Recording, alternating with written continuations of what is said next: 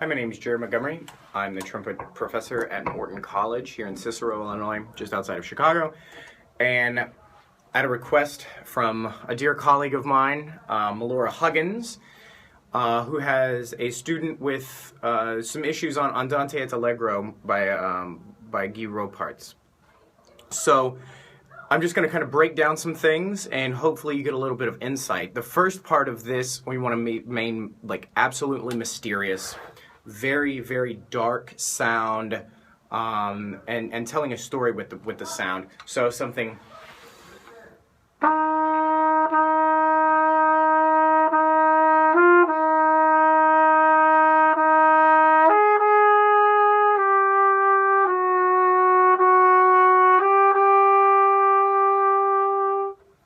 Okay, one thing that young players are going to do is they're not going to subdivide this dotted 8th, 16th rhythm. Dum, dum, dum, dum, dum, dum, dum. Okay, subdivide that. The next phrase, a little brighter, a little more happy.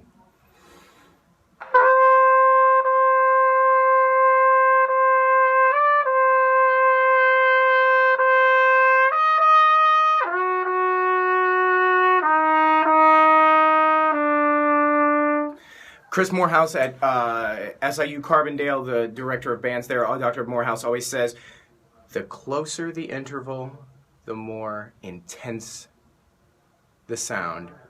The wider the interval, the more dramatic the sound. So this F to A flat,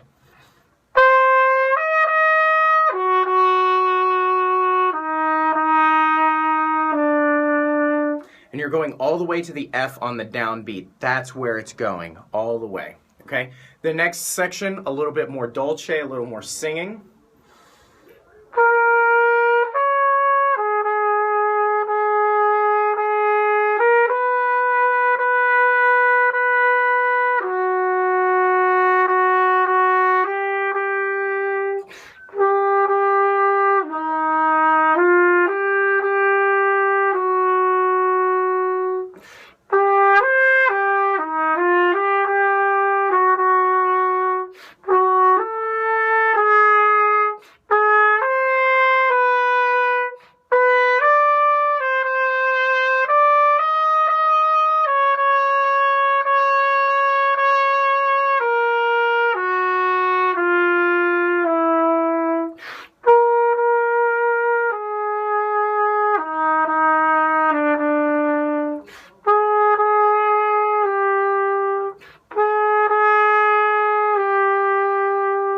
So throughout this whole thing, thinking very linear with the air. If we notice in the first bar, we have a tie or a slur marking with 2 staccato notes. This is lightly tongue these notes. Now, this is very dependent on the room you are playing in. If you're playing in a very, very wet hall, it might blend together. And so the rule is if you have 2 notes that are the same note pitch, you're going to want to tongue them just a little more than you think you should, just so you get definition out of the hall. Okay, so it'll sound.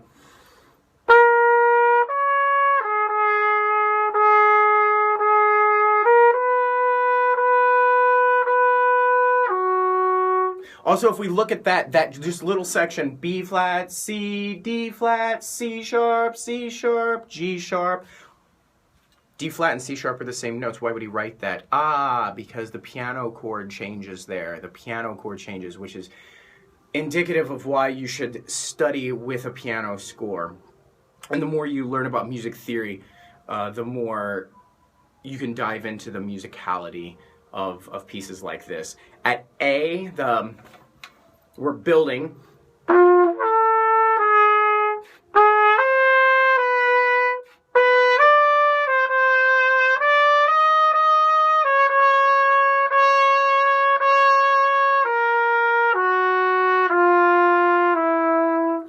Keep it all very linear, lots and lots of air. When I practice this, I'm going to think.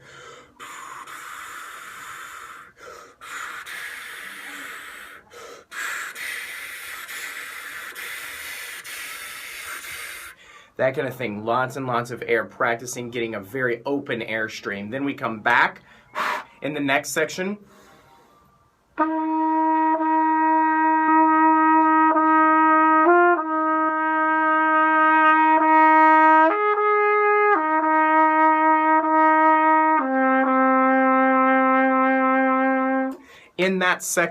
this brings up a point that I forgot to mention earlier, the use of vibrato. I spoke slightly about telling a story in this first part. The use of vibrato, very, very key here. No vibrato means very cold. It sounds cold. I'll show you the difference.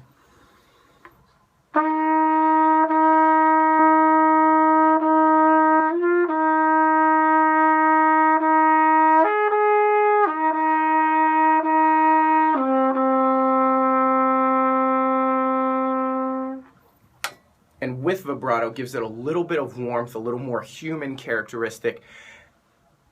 You can choose to do either. You just have to give a reasoning behind it. My trumpet teacher in graduate school said, I don't care what you do, so long as you have supplemental reasons to do what you're doing.